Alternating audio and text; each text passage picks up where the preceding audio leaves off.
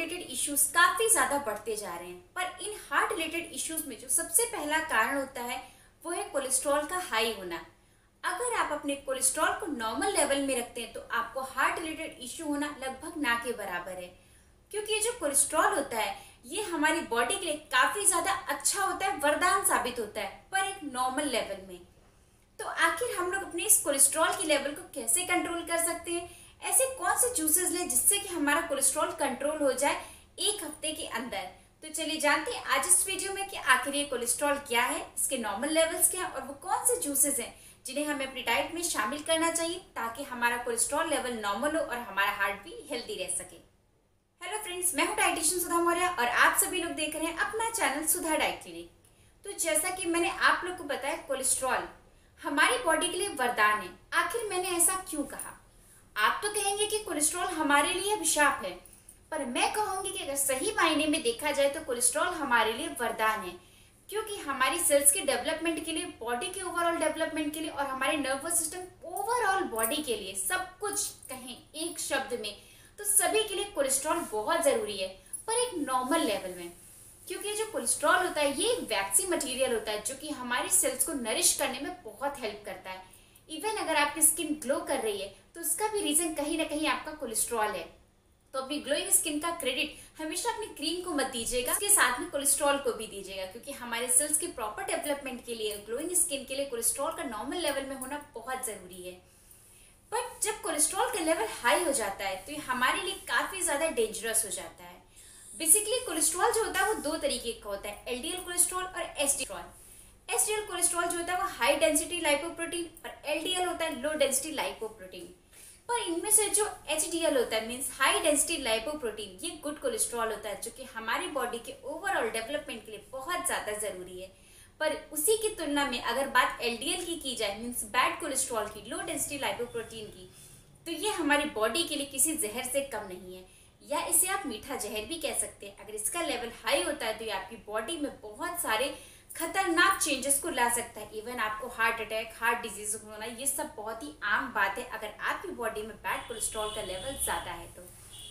पर इस bad cholesterol को हम लोग बहुत ही आसानी तरीकों से कम कर सकते हैं अगर आपका कोलेस्ट्रॉल लेवल हाई हो गया है तो वो कौन से जूसेस हैं चलिए जानते हैं, और साथ ही में उन जूसेस में कौन से फायदे वो भी जानते हैं। इन ड्रिंक्स में जो पहला नंबर आता है वो है ओट ड्रिंक का। ओट ड्रिंक बेसिकली ओट से मिलकर बना है।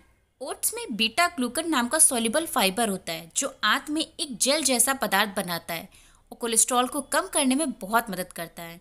इवन 2018 के एक रिसर्च में भी पाया गया है कि अगर आप ओट्स ड्रिंक की तरह पिएं तो ये आपके कोलेस्ट्रॉल लेवल को कम करता है। तो आप ओट्स मिल्क भी ले सकते हैं या ओट्स को बहुत सारी रेसिपीज़ के फॉर्म में भी ले सकते हैं जो कि मेरे चैनल पर ईजिली आप लोग अवेलेबल है, देख सकते हैं। दूसरा नंबर आता है ग्रीन टी का। रिसर्चर्स के अकॉर्डिंग अगर आप सुबह सुबह ग्रीन टी इंटेक करते हैं तो ये आपकी सेहत के लिए बहुत ज़्यादा फायदेमंद हो सकता है। इसमें कुछ ऐसे एंटीऑक्सीडेंट्स पाए जाते हैं जो कि बैड कोलेस्ट्रॉल को कम करने में काफ़ी ज़्यादा हेल्पफुल रहते हैं। और नेक्स्ट है आप लोग का टमाटर का जूस।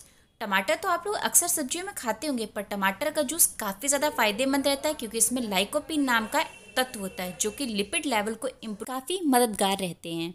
और साथ ही में ये अगर आप सुबह सुबह इसका जूस पीते हैं तो ये आपकी स्किन को ग्लो करने में भी काफ़ी ज़्यादा हेल्पफुल रहता है। तो नेक्स्ट टाइम टोमेटो जूस को अपनी डाइट में ज़रूर इंक्लूड करें। टोमेटो के साथ में बेरी स्मूदी भी बहुत फ़ायदा करती है।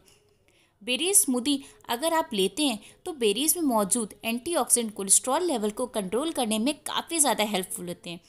आप बेरीज को दूध या दही के साथ स्मूदी बना करके भी अपनी डाइट में ले सकते हैं या उन्हें एज अ फ्रूट भी च्यू करके भी खा सकते हैं। ये सारी बेरीज आपके कोलेस्ट्रॉल लेवल को तो कम करती है, साथ ही में आपकी स्किन को ग्लो करने में भी बहुत फ़ायदेमंद है।